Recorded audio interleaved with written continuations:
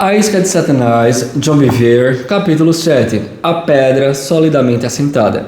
Isaías 28:16 fala: Portanto, assim diz o Senhor Deus: Eis que eu assentei em Sião uma pedra, pedra já provada, pedra preciosa, angular, solidamente assentada. Aquele que crer não foge. Aquele que crê não foge. Uma pessoa que foge ou que age precipitadamente é uma pessoa instável, porque suas atitudes não estão bem fundamentadas. Ela é facilmente abalada, influenciada pelas tempestades, perseguições e provações. Ela não tem raiz, então qualquer coisa que acontece, ela afunda. A palavra iluminada. Quando possuímos apenas conhecimento mental, duas coisas podem acontecer. Uma, nos tornamos facilmente suscetíveis ao exagero ou ao emocionalismo.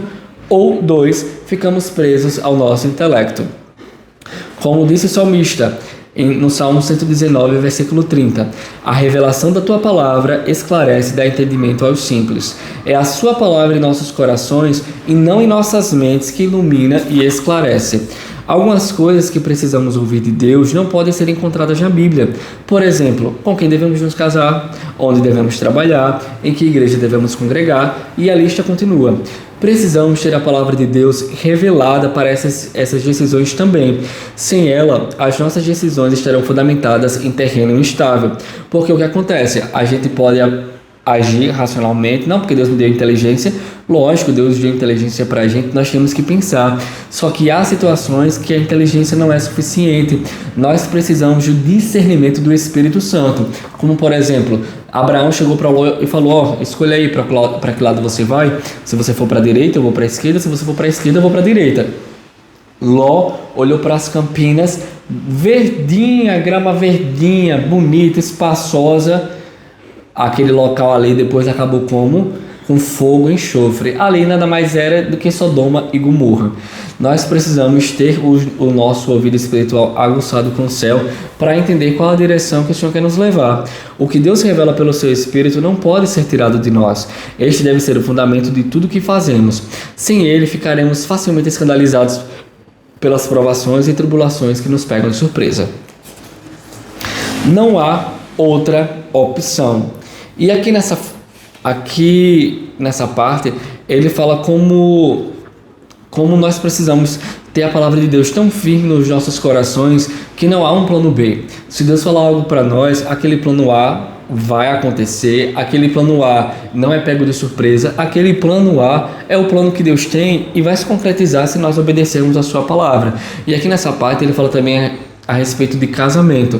Quando você casar, quando você tem um cônjuge, não existe uma outra opção, não existe um plano B, não existe uma carta na manga, se não der certo eu me separo.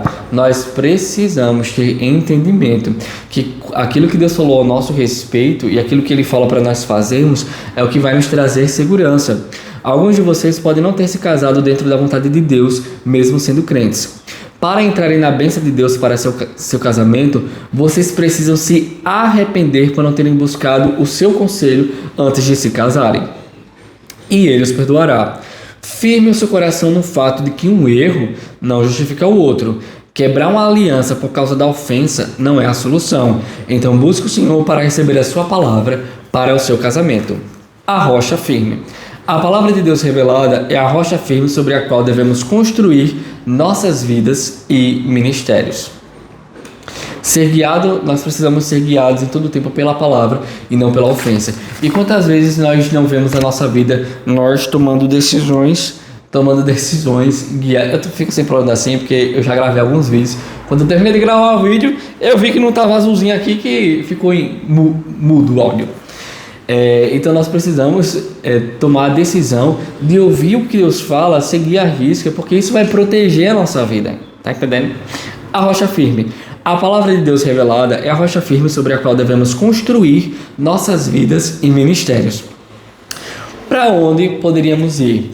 E aqui nessa parte ele fala que Jesus, ele chegou para a galera lá e disse: olha, vocês estão me seguindo, não é por conta que vocês viram os sinais, maravilhas e prodígios, não. Vocês me seguem por conta do pão que vocês comeram ontem, do sanduíche que vocês comeram ontem. E Jesus começou a falar com a galera e começaram a dizer: rapaz, é duro esse discurso, quem é que pode ouvi-lo? E a galera começou a vazar. Aí Jesus chegou para os 12 e falou: vocês também não querem ir? Vocês também não vão embora? Aí Pedro ele chega com uma revelação dizendo: Senhor, para quem? Ele não falou para onde, porque para quem é uma pessoa, para onde é um lugar. Ele falou: Senhor, para quem iremos nós? Se só tu tens as palavras de vida eterna. Pedro tinha recebido uma revelação de Deus dentro do coração dele, no espírito dele. Não foi algo da mente, das emoções. E por conta dessa revelação, Pedro ele permanecia ali, firme com o Senhor. Mesmo quando Pedro negou Jesus, Pedro não se matou igual a Judas, por conta do problema, por conta da traição. Mas ele se arrependeu. Porque aquilo que nos é dado da parte de Deus, aquilo permanece, aquilo fica com a gente. Reação sob pressão. Geralmente digo que as provas e testes localizam uma pessoa. Em outras palavras, eles determinam onde você se encontra espiritualmente. Eles revelam a verdadeira condição do seu coração. A forma como você reage sob pressão é a forma como o seu verdadeiro eu reage. Certifique-se de edificar sua vida na palavra revelada de Deus e não no que os outros dizem.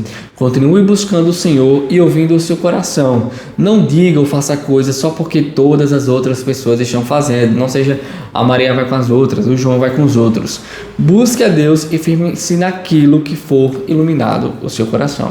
E é isso aí, pessoal. E sejam abençoados na prática da palavra. Valeu, partiu.